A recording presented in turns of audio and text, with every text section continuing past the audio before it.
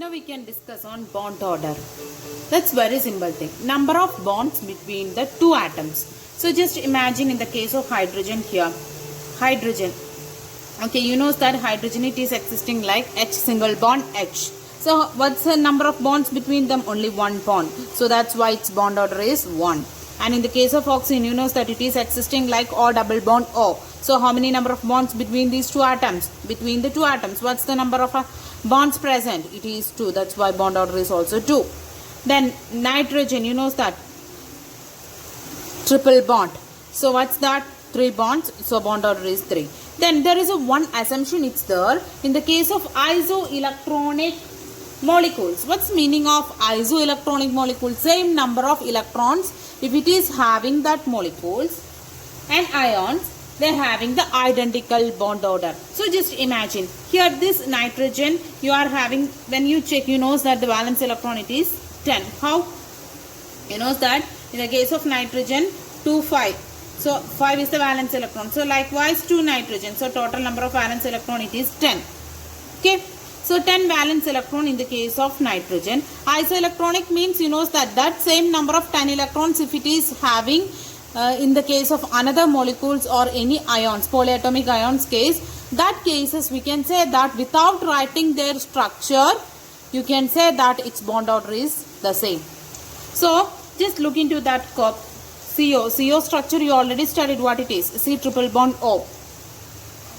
Yes. So C triple bond O, in this case carbon its number of valence electron it is 4 and oxygen its number of valence electron is 6. Total number of valence electron it is 10. Okay. So that cases you know this structure already. So that cases when you check you know that this CO's case and nitrogen's case both having the same number of electrons. What we said, these two molecules we are considered it as isoelectronic molecules. That cases if this one's bond order is 3, here this one's also 3.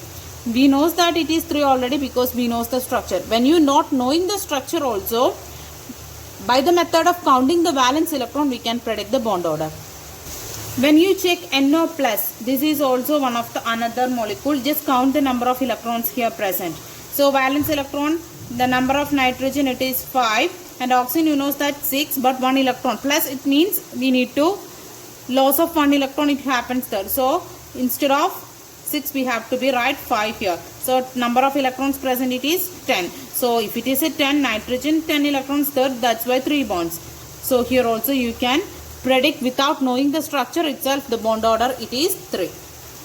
Okay, then we can check the same with the structure. Is it correct or not? Yes, it's correct. How? You know that I will draw nitrogen and oxygen with a positive charge now. So nitrogen you know that 5 valence electron. So try to do like this. And oxygen, how many electrons we have to be keep here? Because 5. Total 6 but 1 electron it's lost from here. So anywhere we can adjust with that. Now here I put it here.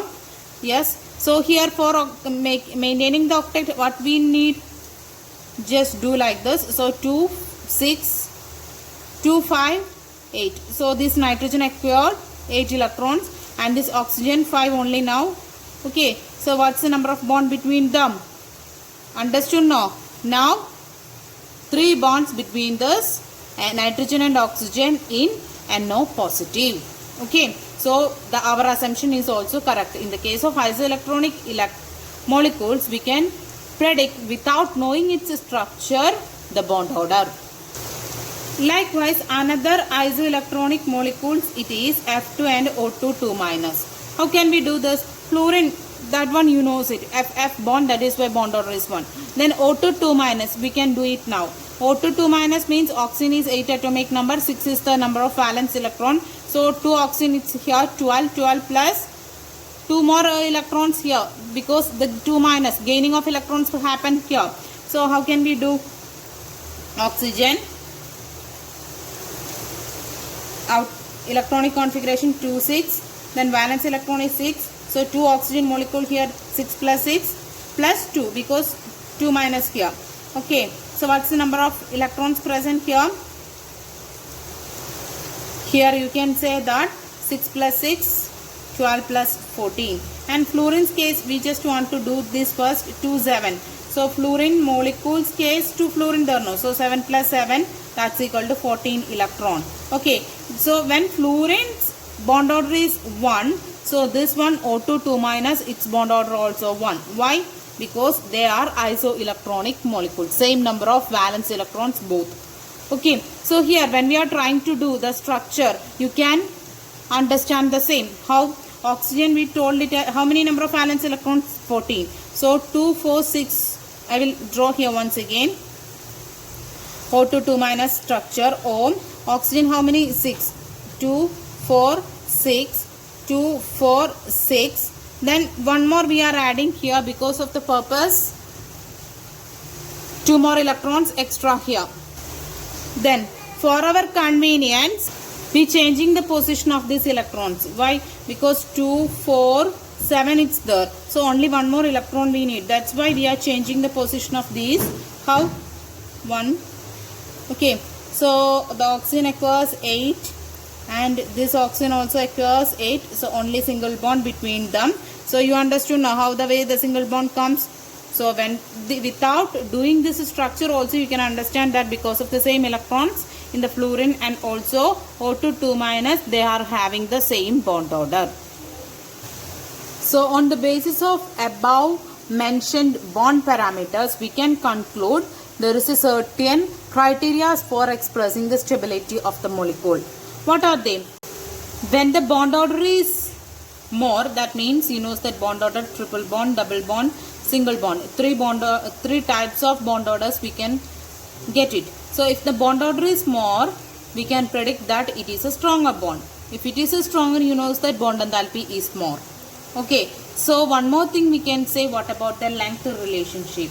If the bond is strong, that it is having the shortest length. So in the case of triple bond, it is the stronger bond, so it is having the shorter length. So we can generalize like this: stronger bond, shorter the length. Okay, so we can get the stability criteria like this: increases bond order, stronger bond, shorter length, and also bond enthalpy, it is increases. Okay.